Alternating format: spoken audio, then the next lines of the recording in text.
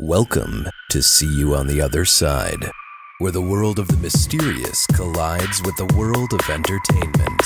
A discussion of art, music, movies, spirituality, the weird, and self-discovery. And now, your hosts, musicians and entertainers who have their own weakness for the weird, Mike and Wendy from the band Sunspot. Oh, it's hot. Yeah, it is. It is smoking hot today. Dog days of summer are here. They absolutely are. No, I did a 12 miles in 90 degrees yesterday. That is so insane. That is ill-advised. Yeah. That is ill-advised. So, well, we had rehearsal on Tuesday. Yeah. And as I was arriving, you were coming running in, and you're like, I had to retreat. No, I had to retreat. It's too hot. No, I came back. I did 8 miles, and I was it really was like I was in the like I came out of the pool. You looked like you just came straight from a pool party. But I came out of the sweat pool party. Oh, right, and the sweaty right. pool It wasn't party, actually from a pool. It's not like no, we just had margaritas and stuff. It was like no, I had pain milkshakes. That's nasty. So anyway. Yeah, no, it's summer in Wisconsin, and that means, well, August in Wisconsin is usually hot and muggy, but we're all way into September. Okay, but it just started. Yes, it's true. And You're the last week of August was pretty weak sauce when it came to hot weather. It was cool and it was lovely for running. It was beautiful. Yeah, but no. now that the training has to begin in earnest. No, my baby's on fire. I'm dying. That's nasty. I am dying. Bad. So anyway, it's super hot today. We're in the Sunspot secret bunker working on some stuff and sweating. It's kind of like a sauna. Yeah, I like that. I like to think of it like a healthy sauna. We're working our way through things. Yeah, that's a good way to put it. That's a good way. As we record. Yes. Anyway, we'd like to thank all the new listeners who've come on to See You on the Other Side to make August our best month ever. Yes, that was so exciting. It really was. We were checking the statistics like crazy every day, and we're like, oh my gosh, this day's better than the last one. This was so. All the new people downloading, we absolutely love you. Thank you. We hope you continue to enjoy the program, and let's hear a new 5-star review. Shall we? Kiss you. Yes. Okay. So we got this review in iTunes, and thank you for leaving this review, Emery like the road. Been listening since the recent Nashville episode. That was the one when I was in Nashville. Okay, then. And since gone back through most of the entire back catalog. This exquisitely crafted podcast is just informal enough to be welcoming to the listener, while having some pretty impressive interviews from good sources that many fans of the paranormal wouldn't yet know about. This one is definitely for fans of Mysterious Universe who want to get a little more specific, and for fans of atypical and quasi-impromptu music composition. So, thank you, Emery, so much for leaving this review. And right on, Emery. I had a wonderful time meeting Emery while I was in Nashville, in fact. Oh, very cool. Yeah, and we got to wander around and see some of the cool sights in Nashville together, and also with our good friend Jem. Oh, we love her. And really it's really cool that he actually took the time, because, you have lots of friends and they're like, oh, you have a podcast. Oh, that's cool. And then, most people don't even know what the podcasting is on their iPhones. They're like, oh, this thing's this podcast. You're on this? What? So, Emery, thank you for listening. Mm-hmm. Thank you for taking the time to leave a review.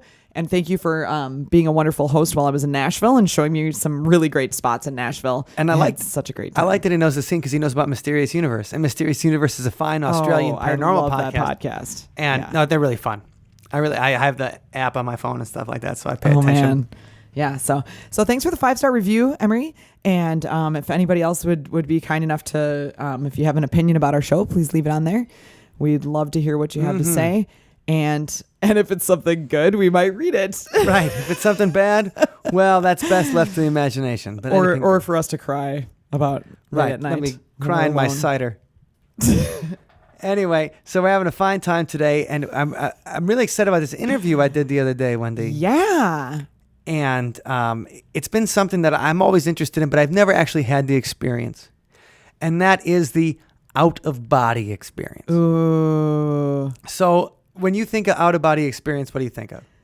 What I think of is, I picture like the hospital scenario where somebody's like in critical condition being worked on, and then it's typically in a movie or a TV show. Right. And then you get the view of the person where they kind of like, they die or whatever, and then you can see the view of them laying in the hospital bed, and they're kind of up in the corner watching everybody trying to revive them. And that's the first thing I think of is somebody, about to cross over or whatever, and seeing themselves That's that a good way to position. do it. That's a good way to do it. If you want to see a good representation, a cinematic representation, Peter Jackson, the guy that did the Lord of the Rings movies, Yeah. King Kong, Heavenly Creatures, the Hobbit stuff. He's done a couple things. Yeah, I mean, whatever. Yeah. And plus his old He's all school right. stuff like Bad Taste and Meet the Feebles and all this kind of crazy New Zealand stuff from the 90s. He's got a movie like after Heavenly Creatures, his first mainstream Hollywood movie was called The Frighteners. That sounds familiar. I don't know if I saw it. It's an awesome movie. It's got Michael J. Fox. Win already. Yeah, Michael J. Fox. Jake, right before Spin City and stuff like that. So it was Michael J. Fox just coming into his own after the Back to the Futures. And Jake Busey, son of Gary Busey, so still has a little bit of the crazy in him. John Aston's in it. Chi McBride, the principal from Boston Legal. Whoa. Yeah, Jeffrey Combs. Jeffrey Combs is the guy that starred in Reanimator and Castle Freak and all of Stuart Gordon's movies, horror movies. Anyway, I love The Frighteners. Okay, so The Frighteners, it's a horror movie, I take Yeah, it? it's called Okay. The Frighteners. So, because Yeah. I've been like, I'm going to watch that. I'm going to look it up on Netflix tonight. And then I'm like, if it's a horror movie, maybe I'll save it. It's a scary movie, but Yeah. it's still it's fun. Okay. It's a fun, scary okay. movie. So, And it would be it's- okay for me to watch alone? Yeah, late I at would night? say, because Okay. there's a lot of comedy in it and stuff too. Because a lot of Peter Jackson, Peter Jackson made his bones with horror movies in New Zealand in the early 1990s. Okay. So it won't give me nightmares like that gigantic spider that's in the bathroom downstairs. No, that gives me nightmares. No, literally, I had a dream about it last night. I'm Oh not my kidding God. you. I did. Yeah. Yes. Anyway, there's this massive spider. I mean, watch out for that spider because he wants to kill you. And of course, we just leave him there because we're like, yeah, we could probably use a few hundred more of these. Yeah, no, it's great. Instead of evicting him, let's just let him be. That's great. I can't wait till one day there's a huge web at the practice space. We fall into it, and then And you never hear from us again. we're like, what happened to Ben? And then all of a sudden, you realize that half his face been eaten by a giant spider. If the podcast episodes stop, send help. Right. That's all we're saying is we might need some serious intervention, arachnid intervention. The Frighteners has a great representation of an out-of-body experience. It's closer to the near-death experience that you're talking about. So I'm sorry. I guess I'm out of body. But is it's the different. same kind of thing because your consciousness, the idea of an out-of-body experience is your consciousness leaves your body. Yes. And in new age, new wavy kind of books, they talk about the silver cord that still connects you to your body. Ooh, silver cord. And, we talked to Garnet Schulhauser a few months ago about his friend Albert. That's right. Yeah, spirit guide. And right? they left their body and then went to, a different spiritual plane. right, all this kind of stuff. Yeah. And the Frighteners kind of shows that, Oh, okay. where Michael J. Fox has to leave his body to go fight the ghosts.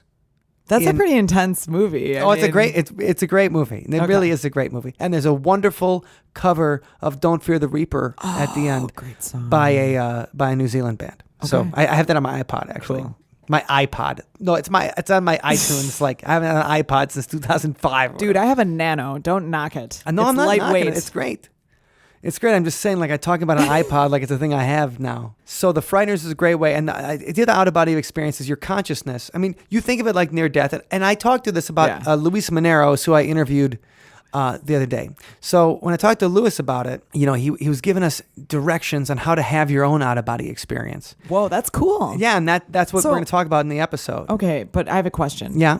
Why would you necessarily want... I mean, aside from the fact that it might be cool or strange, why would you want to do that? Well, imagine that you can travel anywhere in the universe. Imagine that you are completely unencumbered by your body, by your physicality. Okay. And that's the idea. That's pretty cool. Yeah. So the idea of an out-of-body experience is that, and we talk about this in the interview, like connecting with other people and meeting other creatures, non-physical It sounds scary creature. though, leaving your it's your... Because all we know is our physicality. Yeah. And I guess that's the whole idea, that there's a consciousness that exists without the body. So you're looking to advance your consciousness or to understand things beyond what you're used to. Beyond your physical. Okay. So your physical represents something. Seems worthwhile. I mean... And that's the whole idea. Now, I mean, out-of-body experiences have been something that's happened in meditation for a long time. Right. So people use meditation to try to get outside of their body. Yeah. Now, are these things imagination? Are these things just a feeling you get? Because I've never had an out-of-body experience myself. But I have felt in meditation, when I've meditated for a long time, that I'm coming to the edge of my body. We talk about this in the podcast, but you feel like you come to the edge of your body and that you're focusing outside of it. Okay. All right. That's pretty intense. Right. Is that my imagination? Am I activating some kind of, brain area how do you know? that doesn't connect to the physical? I mean, kind of like when you're schizophrenic and you hear voices, it's your brain talking to you, but you don't know it's your brain talking to you. You can't tell that. You don't know. So are you feeling that you're outside of your body when you're really still inside? I mean, that's the whole thing.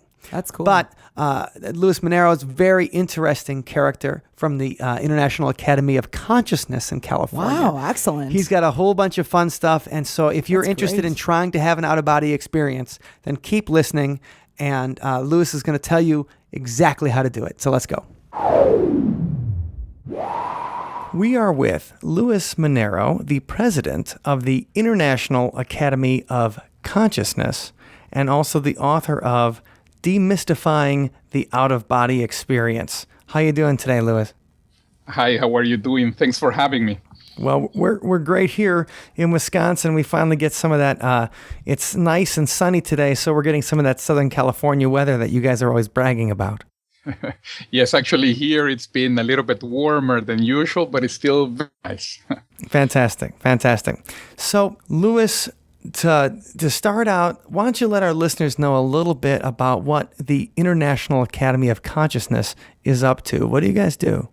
Yeah, we are a pretty large international nonprofit organization of basically of research and of education. And we focus more than anything on paranormal phenomena, on out-of-body experiences, on near-death experiences, on consciousness development, on bioenergies or chi, prana, orgone. And then we have, we're a collection of researchers, dozens of researchers all over the world that study this. And then we also give classes to individuals who are interested, especially in developing their own skills, their own out-of-body experiences.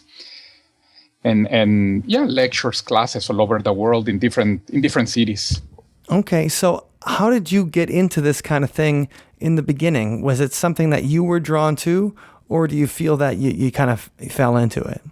Yeah, in my specific case, I actually had spontaneous, involuntary out-of-body experiences when I was. The first one was when I was about 12.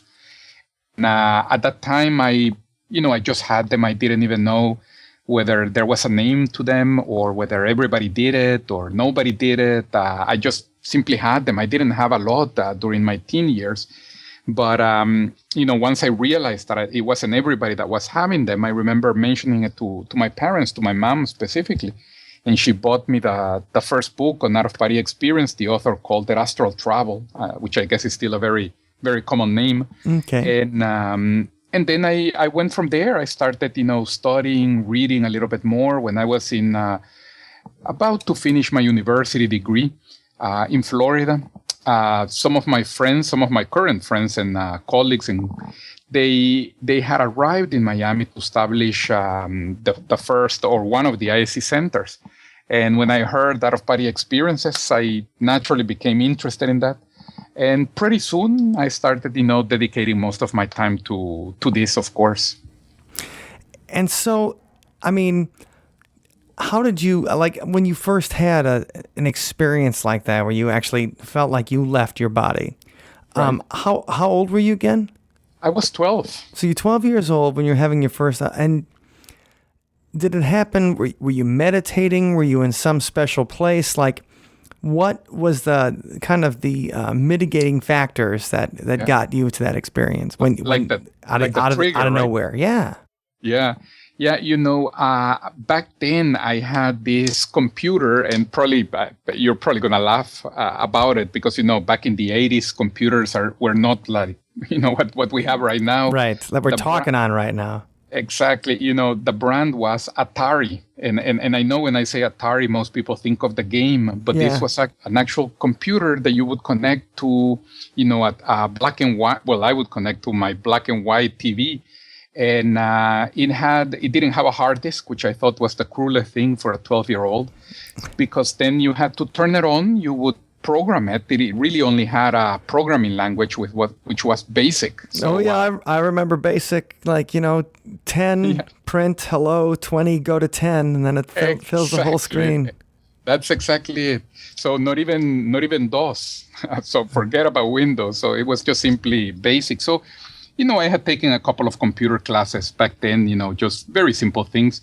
And I had the habit of coming home from school and, wanting to like play with my computer, and I would put my hands on top of the keyboard. And before turning it on, because it didn't have a hard disk, I would spend maybe like a half an hour thinking about what I was going to do. But that specific day, I became sleepy. It was in my bedroom, so I went to my bed. I, just simply took a nap. And maybe about a half an hour afterwards, I was still staring at the TV, at the black and white TV with my hands on the keyboard.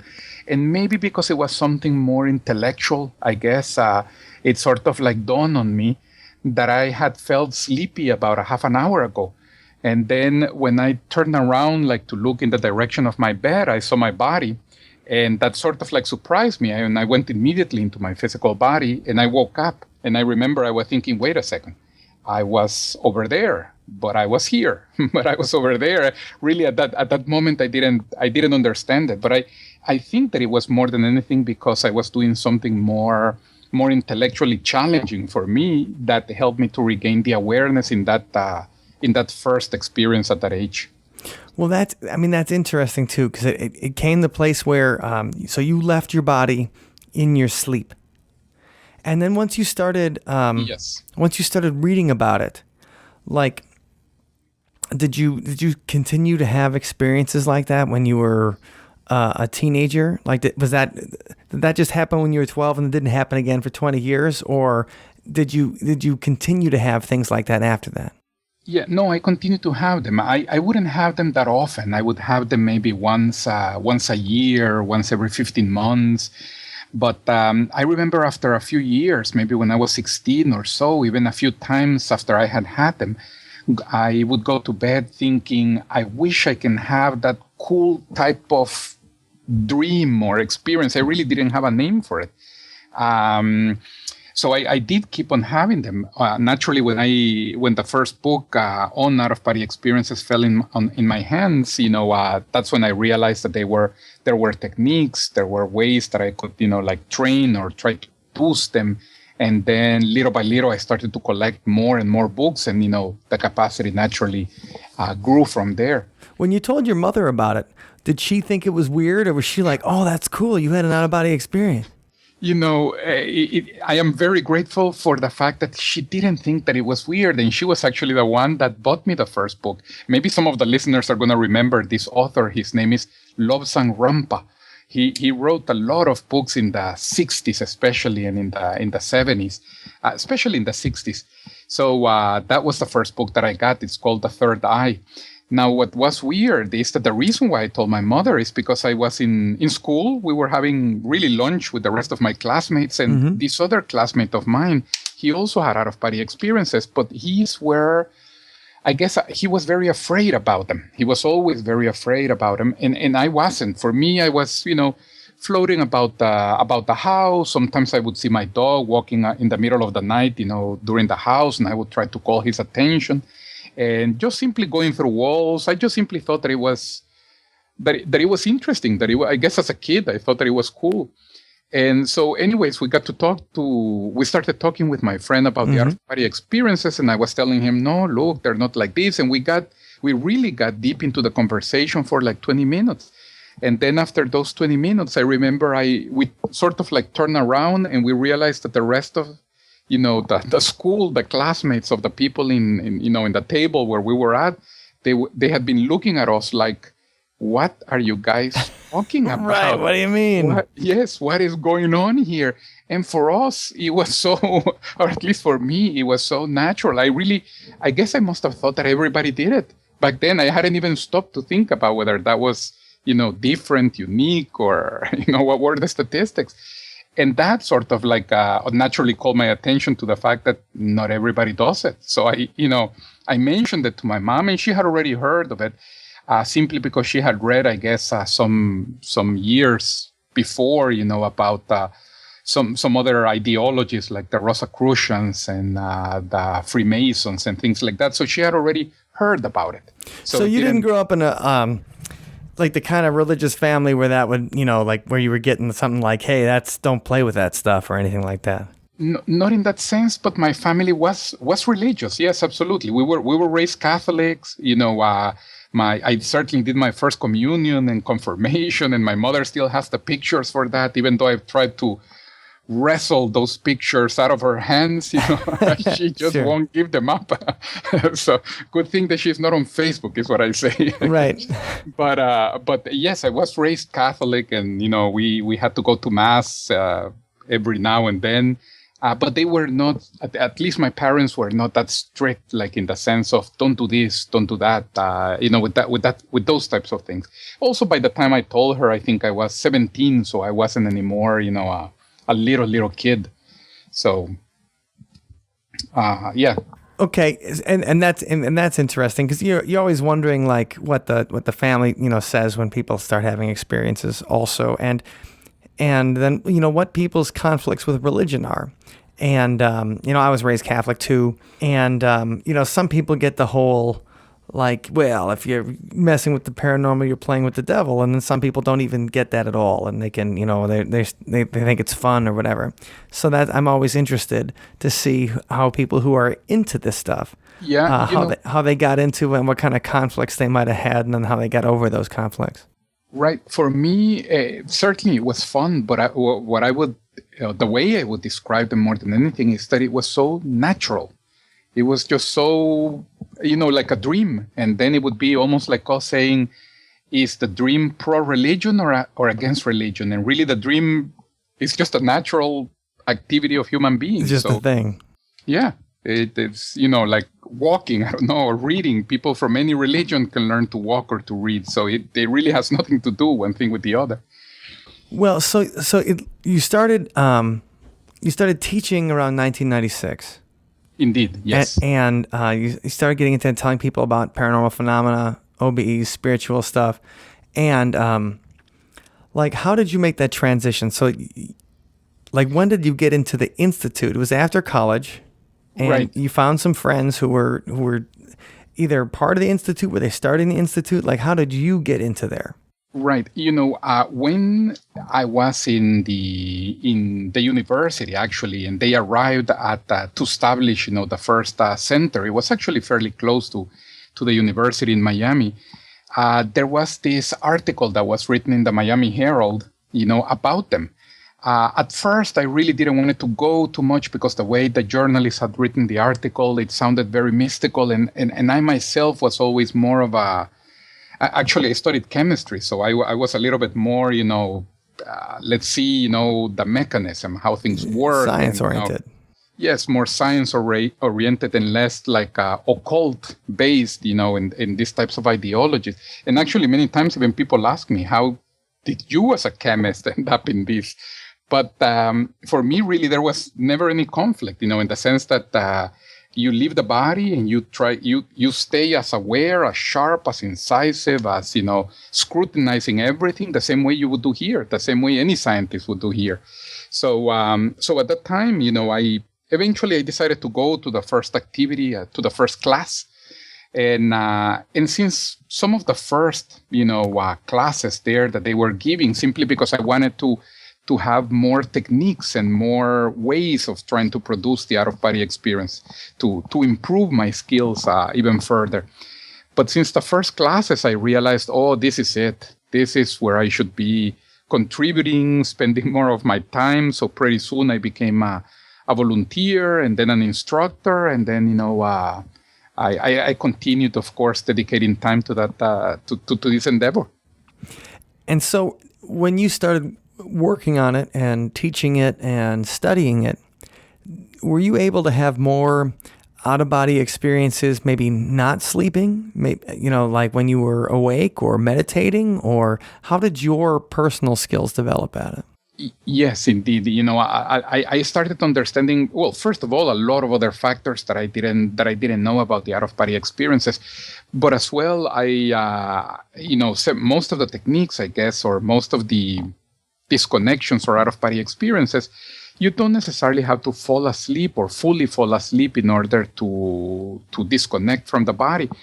But yes, you start to do a technique in which you're lying down, certainly, so that the physical body is at rest and supported. And you start to disconnect from the physical body without any loss of awareness. So you perceive the entire disconnection until you are out. You can turn around, look at your physical body in bed. Naturally, the moment that you are already disconnected from the physical body falls asleep on its own, but you haven't lost your awareness because you are outside of it. So many times, for example, I know with my friends, I usually don't like to admit this, but the moment that I disconnect myself from my body starts to snore, and I can hear myself snoring.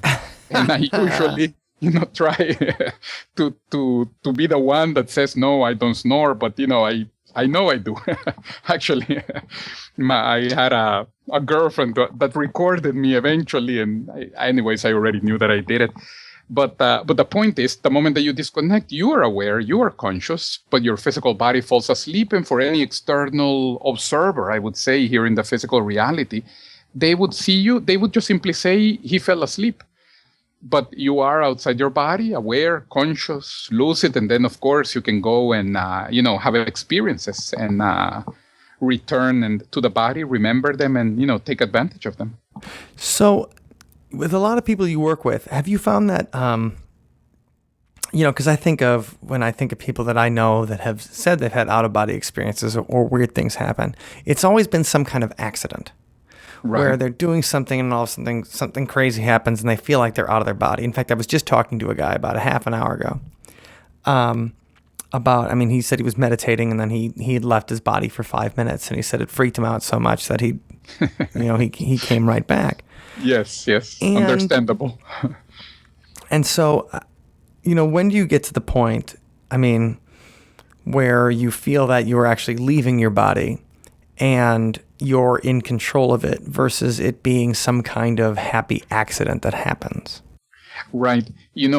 I think that for that, which is what I tell students, what we tell students, the person in essence needs to gather some information, understand, especially, for example, first, what are the sensations of disconnection, practice somewhat so as to get used to those sensations, because some of those sensations are different from the physical reality.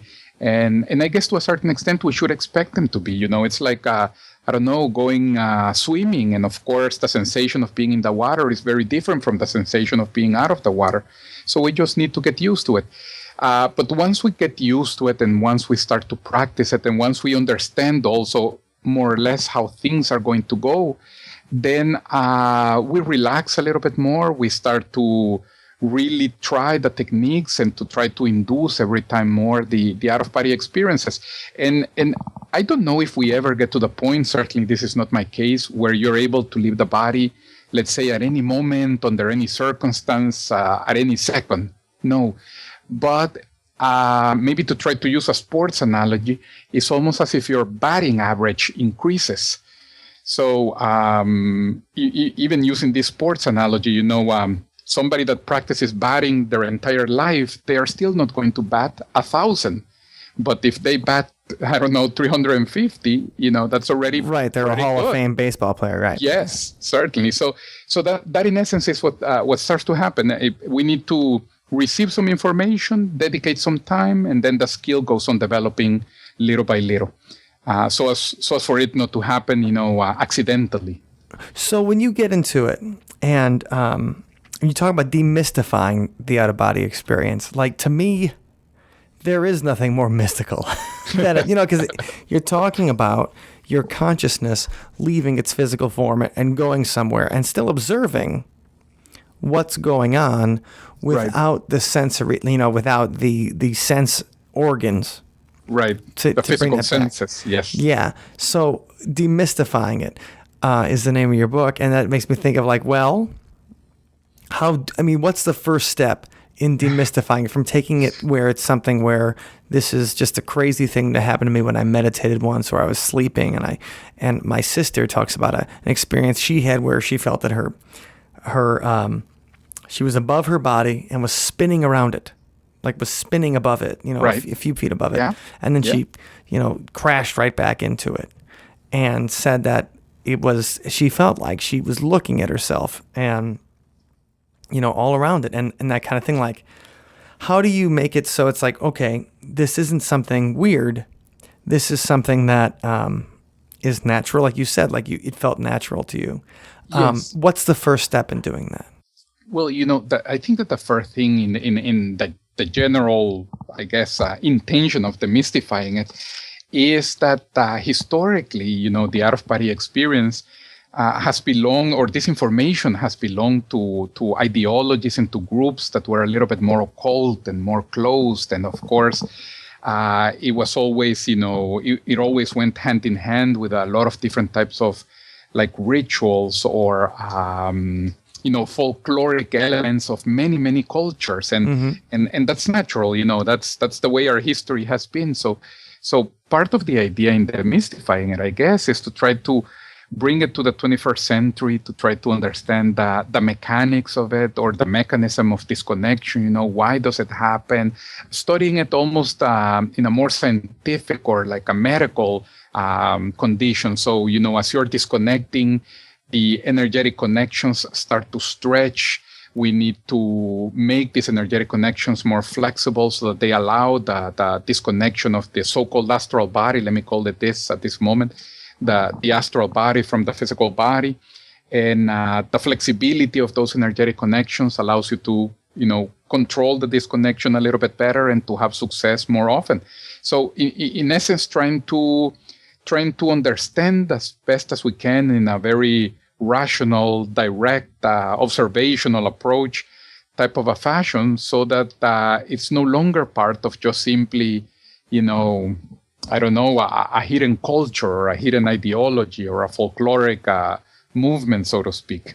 So that is a big part of it. So okay. So we're bringing OBEs to the masses here, right? So out-of-body experiences to the regular person. Sure, I like that. That should be the title of the next book, OBEs to the masses. So if you are someone, like let's say, do you think you need to be a spiritual kind of person to have an out-of-body experience?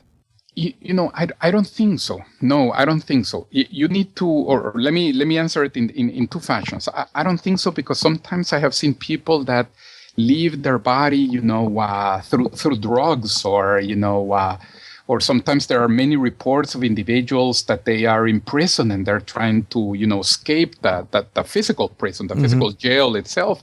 And because of that, they end up having out-of-body experiences. And of course, we would need to analyze and study, whether they are good beings or bad beings and wrongly imprisoned and everything. But, generally speaking, most of them might not be.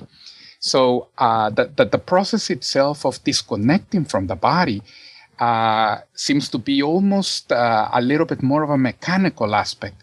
Now, the process afterwards of staying outside the body, of regaining the awareness and of being able to take advantage of the experiences and of having more spiritual experiences, yes, for that, being a more spiritual person will make all the difference. So I would sort of like explain it that it's more or less like learning how to read, that the process of learning how to read itself, almost anybody can do it. But then afterwards, once the person knows how to read, there are people who only use it for reading the funnies of the newspaper or the sports section. Well, there are other people who are going, through, heavy philosophical texts or astronomy or psychology or anything else. And then they are educating themselves a lot more. But the ability itself, can be developed, certainly. Okay, so let's walk through. All right. If you were gonna try to have your first out-of-body experience, just to give it a shot or to feel what it might be like. Let's walk through how you would start it. Okay. To me, I'd be like, okay, I would, get in a quiet room and sit on a pillow and get in a meditation pose. What would you do? Right. I would certainly get into a quiet room. I would lie down facing upwards. So I would lie on my back.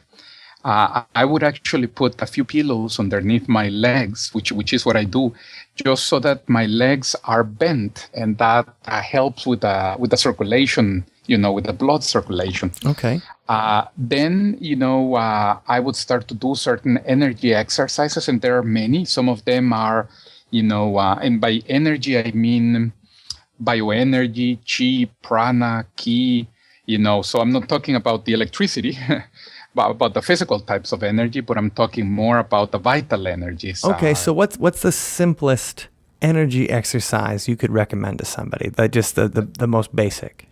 Right. One of the most basics and that can probably help is actually the moment that you can do it lying down, sitting, or in any position. But if I were at that moment lying down, I would start to try to feel my energies inside my body, and I will start to run the energies from the top of my head going downwards into the feet, and then from the feet going upwards to the head, to the feet, to the head, to the feet, and I would stay in that like a yo-yo motion, of bouncing the energies on the top of my head and on my feet. And as I start to get used to that activity, I start to accelerate it, meaning I start to move it faster within my body. And then my energetic system is going to enter into a resonance condition that is called the vibrational state, which, by the way, many people describe many times before a spontaneous out-of-body experience, before an involuntary out-of-body experience. So the practice of moving the energies inside of your body upwards and downwards induces those vibrations that also spur or promote, the out-of-body experience. So that would be one of the first things that I would do. Go through that. So the idea of moving the energy, like I would say for a lot of our listeners, that might even be already advanced. Abstract. Right, because Yes. it's like, okay, what does that mean to move energy? And Yes. to me, and let me see if I get this right. To me, that's thinking, or it's placing my attention, let's say, on my forehead, and thinking of, that there's energy in my forehead, but just placing the attention on my forehead. And then I place that attention slowly through, like I would bring it down, and the attention to my eyes, the attention to the rest of my face, down to the throat, chest, legs, up all the way down to the feet, bit by bit by bit by bit, and keep the attention there, and then back up and back down and back up, and then try to get as fast as I can while still keeping the attention there. Am I in the right ballpark? Yes, absolutely. That was actually a very good description, and pointing a couple of things out. What you want when you do that is precisely what you were mentioning, highlighting the aspect of using your attention and shifting your attention from area to area, trying to perceive the movement of the energies. And naturally, at the beginning, we might not feel too much, but pretty soon, as you keep on doing that, people start to feel, for example, a wave of coldness or of warmth, or a tingling, or like a magnetic sensation. And at the beginning, those sensations are going to be subtle, but pretty soon they're going to become very obvious, very clear. I actually have students that after 2 or 3 weeks, they come and they say, this is so clear, so obvious, I cannot believe other people don't feel them. Of course, these other people is them that on the first day, they were sort of complaining, I don't feel anything. Right. But, after 2-3 weeks, the person is, already having a pretty good perception of their energetic sensations. And so that is exactly what you would do. You would, shift your attention from area to area, and going slow at the beginning. And that's how we start. Okay, so That's how we start. Yes. And then we start doing the energy exercises. And when you say vibrational state, so is a vibrational state that when you're moving that energy back and forth as fast as you possibly can, like it almost feels like you're vibrating? Is that kind of what you mean? What happens is, as you start to move the energy back and forth, and you start to accelerate it, and always trying to keep the control over the flow, because in essence you're controlling it with your will. I say sometimes that it is more or less the equivalent like opening and closing our hand, that we all can do it at this moment, and of course we can do it because we have a lot of experience doing it. But if we remember when we were babies, or if we have seen babies, they don't know very well when to close their hand, or how to close their hand, or how to open it. So it takes a little bit of practice. So as we are running the energies up and down and we start to control it better, we start accelerating a little bit more. And what's going to happen is that flow of energies that is moving upwards and downwards, the sensation is going to be replaced by this vibratory condition, by the fact that your body is going to start to feel as if it is vibrating.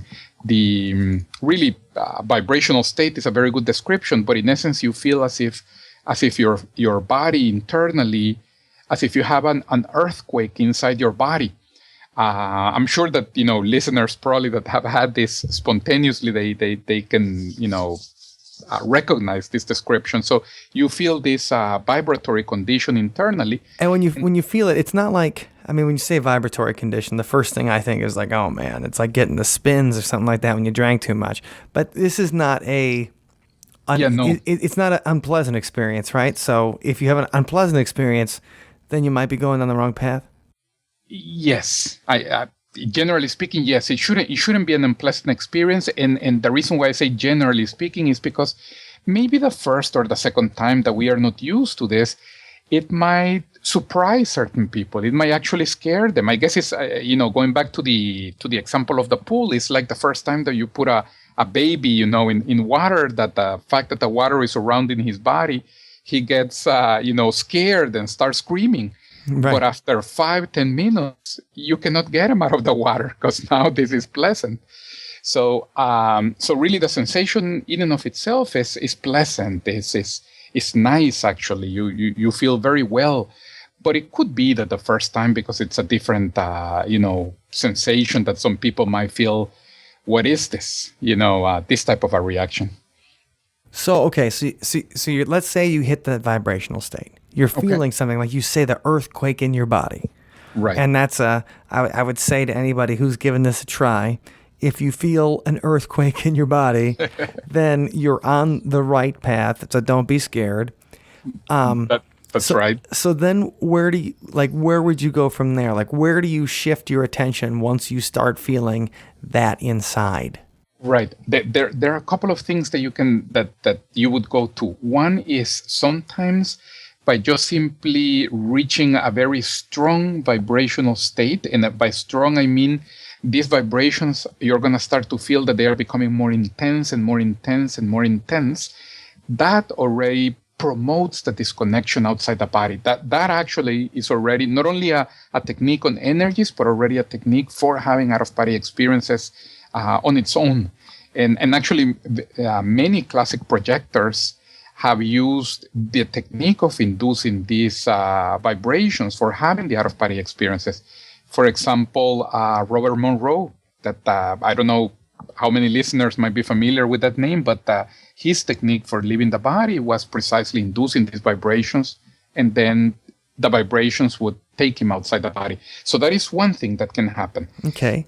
Now, the other thing that can happen is sometimes you use the vibrations, or as you are vibrating, your energies, of course, start to become a little bit looser, more relaxed, more free-flowing, more elastic.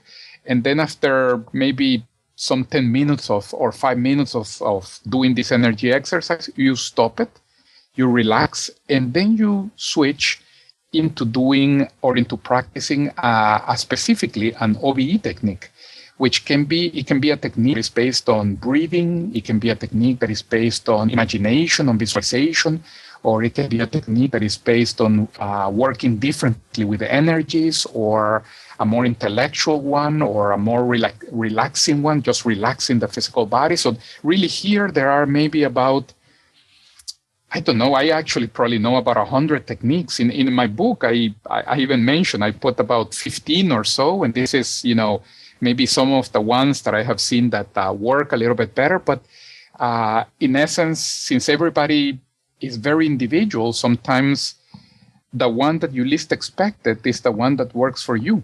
And so, well, let's take the simple breathing technique. So let's take the most simple one. And so you're in the vibrational state, and you're getting there, and you're finally you're kind of used to it, and it's getting to be, a little more normal for you. What's that simple breathing technique, the simplest one you can think of, that you would try the OBE technique to jump out? Yes, the simple one would be, so you stop the vibrations and then you start breathing in the following fashion. You're going to, the key to this technique is to use the entire capacity of your lungs, both in the inhalation and in the exhalation. It's called the rhythmic breathing technique. So you're going to take 10 breaths using the entire capacity of your lungs, so filling them completely and then emptying them completely without, stressing yourself too much about it, without exerting, a lot of effort, but just doing, using the entire capacity of your lungs. After the 20 seconds, after the 10 breath using the entire capacity of your lung, when you exhale on the 10th time, you're going to stay without air for 20 seconds. And then you count this. You count this, in your mind. 1, 2, 3. After those 20 seconds with the empty lungs, then you go back again into a set of 10 breaths using the entire capacity of your lungs. So you inhale and exhale 10 times. After you exhale on the 10th time, you go again with 20 seconds with the empty lungs. Then again, a set of 10 breaths using the entire capacity of your lungs. And you keep on going like that. 20 seconds, empty lungs, 10 sets of 10 breaths, using the entire capacity of your lungs. And you keep on going and you keep on going. What happens is after more or less, this varies from person to person, after 20 minutes, after 30 minutes, 40 minutes. Sure. And also as you start becoming better with this technique, what's going to happen is that you're going to start to feel how when you don't inhale in the 11th time, because you are in the period of waiting for 20 seconds, you feel as if your astral body is starting to disconnect at the beginning, a very short distance, maybe a couple of 16th of an inch. But you keep on doing the technique, and after, a few more minutes, now it is disconnecting, maybe half an inch. After a couple more minutes, then it's already going out an inch. So the disconnection starts to go gradually, until you are, fully outside the body as you keep on going with the process. So just to recap, if you guys are trying this at home, and you should be, so you get in that quiet room, you do those energy exercises, and then you kind of get into this breathing exercise, and as you go, try to separate yourself from your body. Now, what do you think is the you're working on that when you talk about half an inch? Like you might feel slightly, slightly outside. What is there like an aha moment you feel where you look back and you're like, whoa, I'm out? Yes, meaning usually not in the half inch. In the half inch, you feel yourself a half inch outside the body. And, right. And actually, let me even say, since we're giving them practical instructions, something that happens quite often, and I tell the students all the time this, is that when we feel ourselves half an inch out or a little bit out, the normal reaction of most people is already, one, either to start to push, to try to help the process along, and then they start tensing and like, here I go, and try to like jump outside the body, which doesn't help, by the way. Don't do that. Like most things in life, you can't force it. Yes, exactly. And then the other thing that many times people do is they start trying to open their eyes to see if at least it's true that they are half an inch out. And many times the moment that we start to like tense the muscles of our eyes just to begin the opening of the eyelids, the astral body comes back. When we open our eyes, there is nothing, and we just simply basically stop the process that we had been undergoing. So what I would say is don't test it. Just keep on going, keep on doing the technique. Whatever got you half an inch out is going to get you a full inch out. It's going to get you 5 inches out and 3 feet and eventually fully out. So just simply keep on going. You're going to have better results by continuing with the process. Now, once you are maybe about 2 to 3 feet out, usually what happens, sometimes even a little bit earlier, this can vary from OBE to OBE, mm-hmm. your vision outside the body is going to start. So sometimes you actually are still feeling very, very much your physical body and the bed and the pillow and everything, and you are already receiving input from the astral body, and you're already having the the vision, you know, of the room and of the windows and of whatever, in whichever place you are. And this is actually called double perceptions, which happens when we are still relatively close to the physical body. So dual perceptions is where you're getting the sensory input from the astral body as well as the physical body. Exactly. Now, is the astral body, what kind of perceptions are those? Like, is it a different kind of feeling? Like, is it filtered? I mean, all of our feelings are filtered through our head, of course. They're filtered, like it has to go to the nerve center before we actually feel it. Right. But in the physical body, yes, indeed. And what's it like, though, when it's the astral body? Yeah, outside the body, it just simply, everything works completely different. Even starting by the fact that the astral body, for, you know, all the evidence that we have, you know, doesn't really have organs. It doesn't really have eyes per se that see. But when you are outside the body, it's almost as if your entire body, like with your entire skin, you can see, you can feel, you can hear, you can taste. So it's a much more richer type of an environment.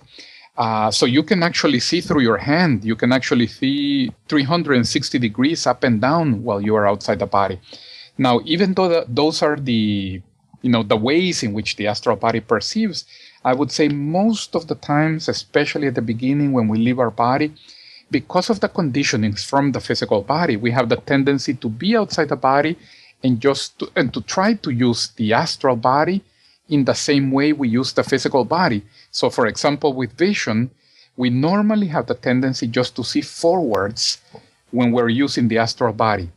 And with a little bit more of experience, we're going to realize that we don't need to look only forwards. But with the astral body, we can actually see 360 degrees up and down and through our entire skin. But at the beginning, our conditionings, our habits naturally sort of like take over. Sure. I mean, the idea of seeing through your hand, you don't have an eye in your hand. So you're like, how is that even possible? But when you're Exactly. when you're a consciousness and not a physical form, then you don't have those limits of what the physical form is stuck with. Right. But we do bring a lot of our habits and a lot of our conditionings outside the body. Like for example, even the shape of the astral body, it looks exactly like our physical body. Exactly the same hairdo, exactly the same height, the same, extra 20 pounds that I'm trying to Right, that we're all trying to lose. Yes, so it looks exactly like our physical body. And for example, something I many times make jokes of is, when you see people flying and even people who are listening to us right now, they can think about it. If you were outside your body at this moment and you were going to fly, let's say, to another city, in which position would you put your body? And most people immediately think, well, I would fly like a superhero. I would extend my arms out and I would fly. And what happens is that the astral body doesn't make any contact with the air per se, so it doesn't need to be aerodynamic. So the position of being like a superhero or like a plane or like a bird is really unnecessary. You can fly, backwards just as fast as, aerodynamically. But we fly aerodynamically because it's our conditioning. Even though we don't do it here, we have already seen people flying, in movies and planes and everything. And we already have like this idea in our mind that this is the way we should fly. Of what flying should be. Well, so I think as far as people who are looking to have an out-of-body experience, that's a really good way to start. And there's a couple more questions about that I want to ask. But first, for people that have trouble even getting to some of these very basic levels or even getting to the energy, what are a couple of the biggest things that you see that keep people from even getting into the door or getting even a little bit outside their body? Yeah. One of the first things, I guess maybe the most basic one, is dealing a little bit with the concept of being outside the body. And I guess by that, what I mean is sometimes the fear of being outside the body.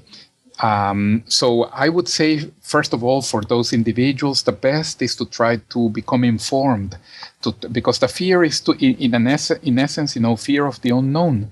And actually, it's intelligent. It's understandable. We should go with a lot of caution, when we're going to do something that we know nothing about. Right. So it's understandable.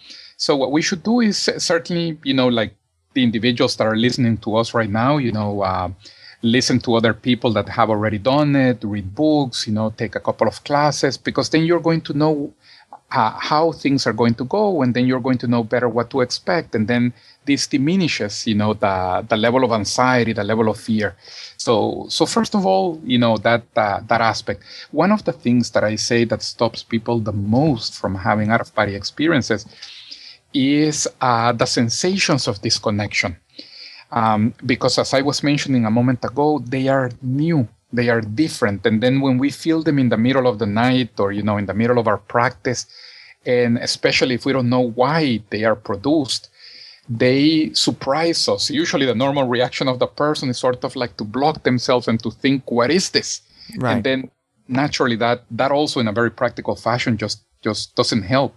So getting to know well the sensations of disconnection is important, because then our reaction is, actually I feel them, everybody that leaves the body feels them, but when we are feeling them, our reaction is, okay, great, today it's working, here I go.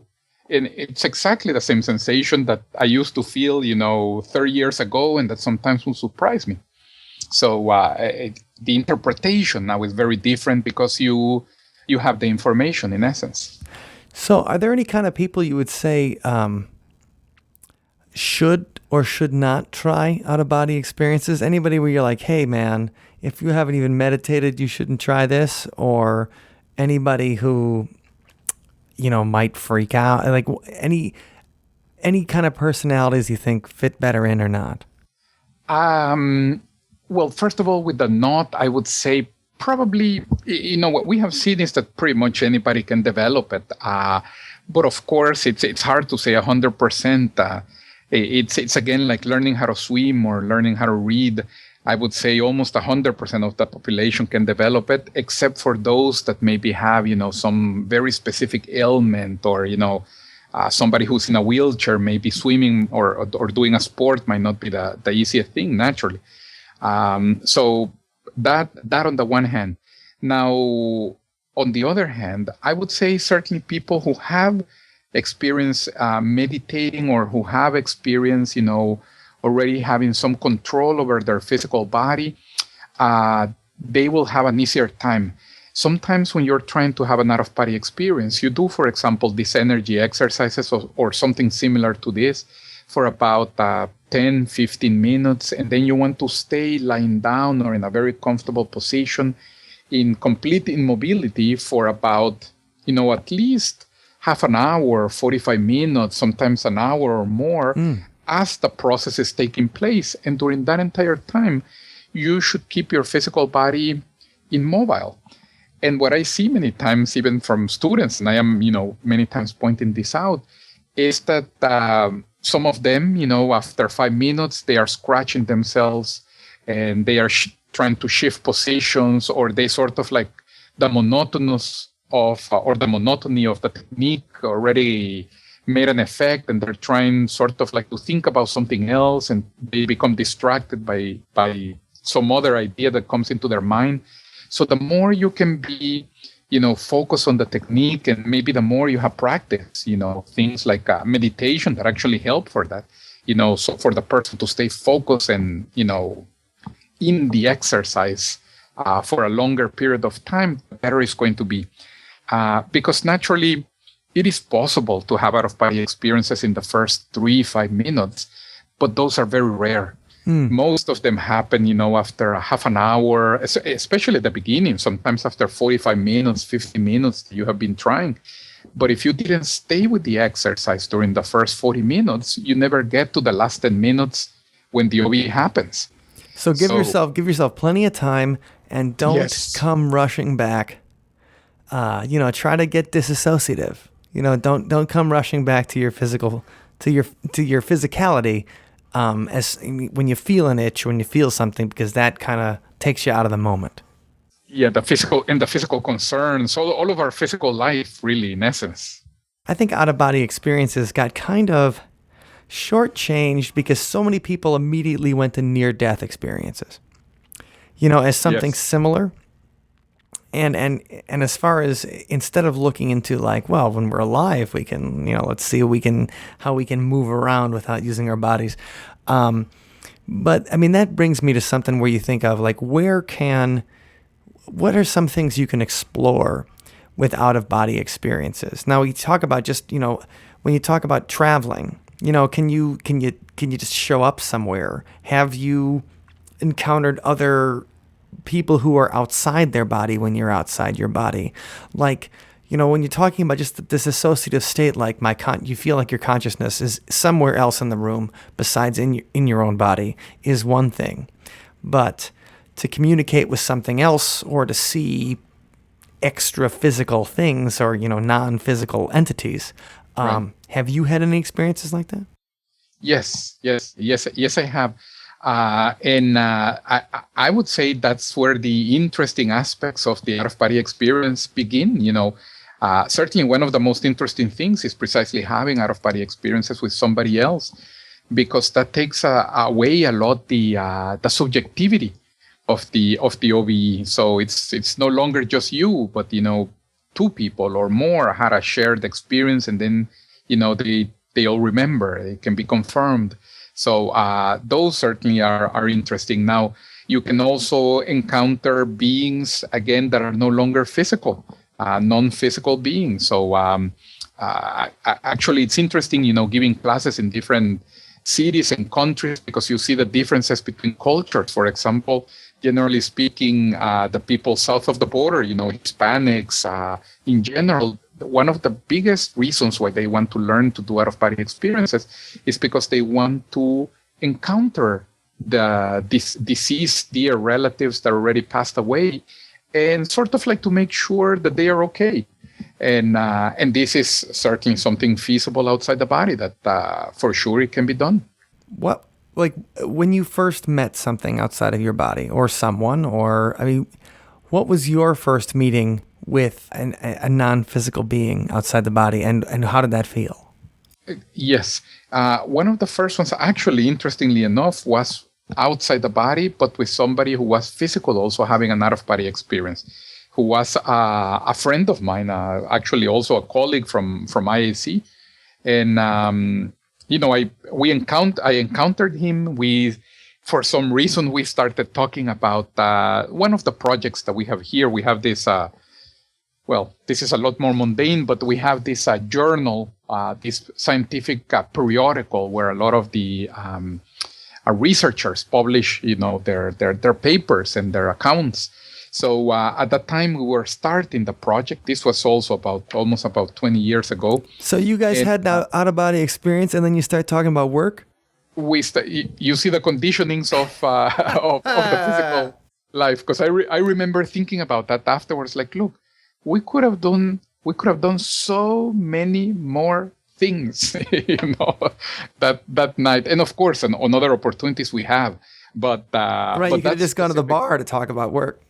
Yes, exactly. and sometimes I joke with that, because I know certain individuals who leave the body, and who sometimes they come and they, show me their experiences, and I try to tell them, look, these are all things that you can do with a car, which is great, by the way, great, but try to go beyond that. Try to see if you can go, visit another dimension, or find your spirit guide, or try to go as far away as you can, in space, in the universe. Actually, I would say the most interesting experiences are going to different dimensions, just because in terms of distance, you have absolutely no idea where you are. I'm not even sure that this can be measured. Okay. Because these references just simply disappear, that the reference of distance. But you start to see places,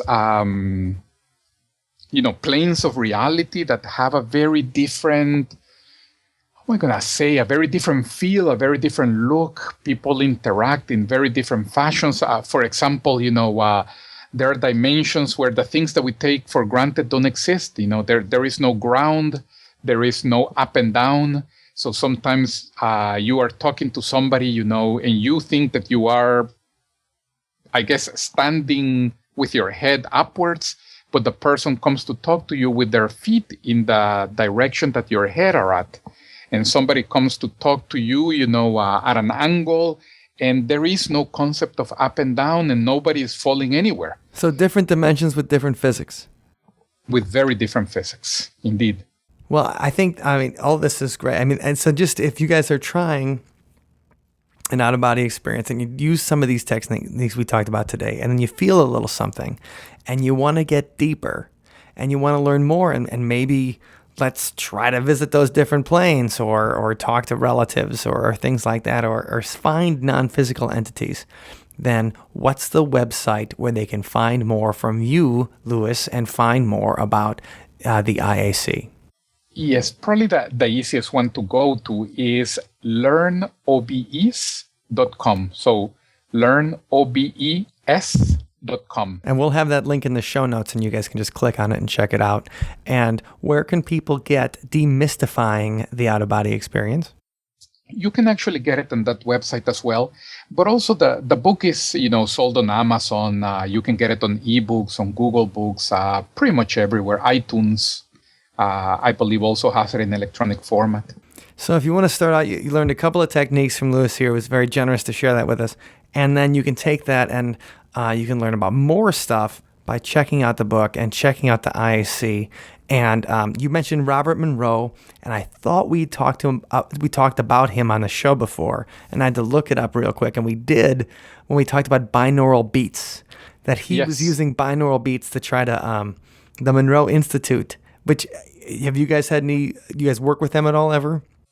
Yes, we actually have invited them to several of our congresses, and so we, for sure, we know who they are. They know who we are.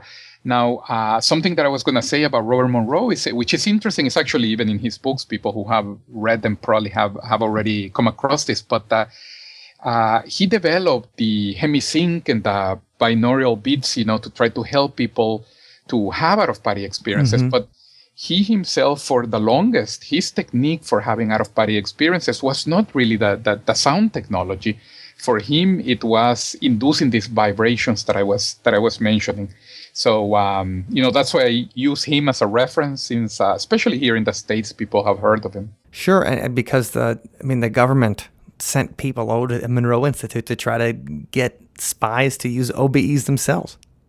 As well, yes. So sometimes that's the case. Yes, just a fascinating thing. So, visit more and learn more about the IC and Luis Manero at learnobes.com. Check out the IC. He's got seminars all over the world, so you can see. I mean, I see you're Sydney. You're all over the country.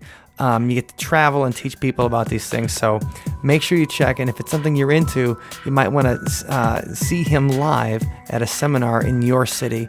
And you can find that schedule at learnobes.com as well.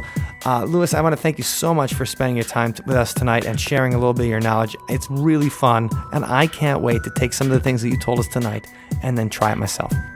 My pleasure, Michael. Thank you so much. All right. You have a great night, and we'll talk to you again. So once again, if you guys have further questions about this kind of thing, make sure you visit their website.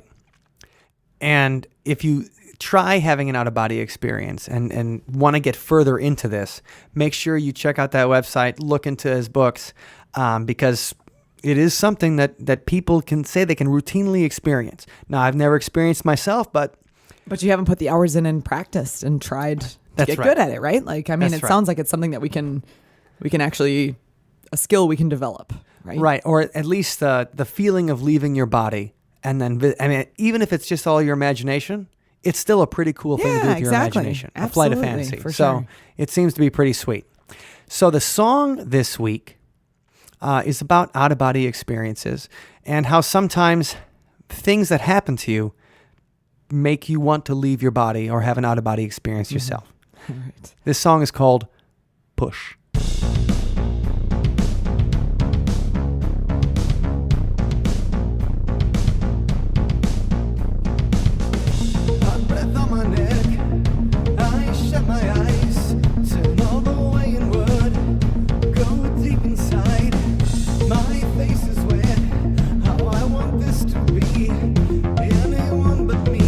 Someone else's body, push, push, push away.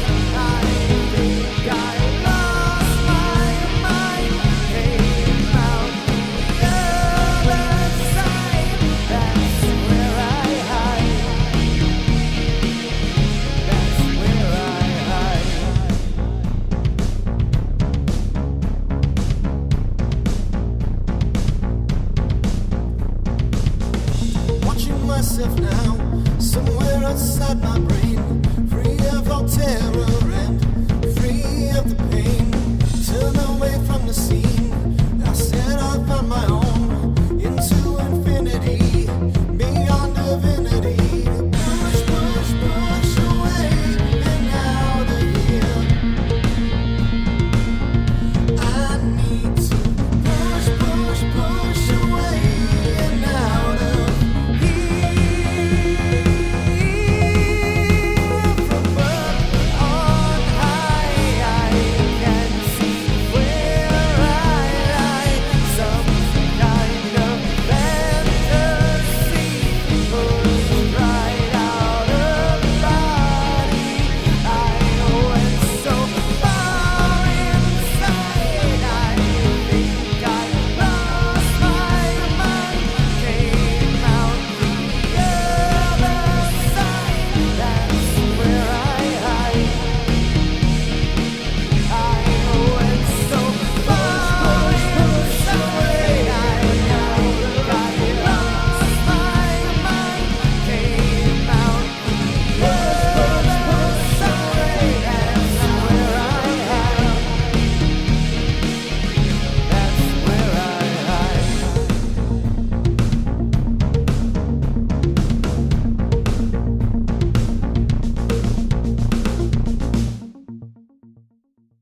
Thank you for listening to today's episode.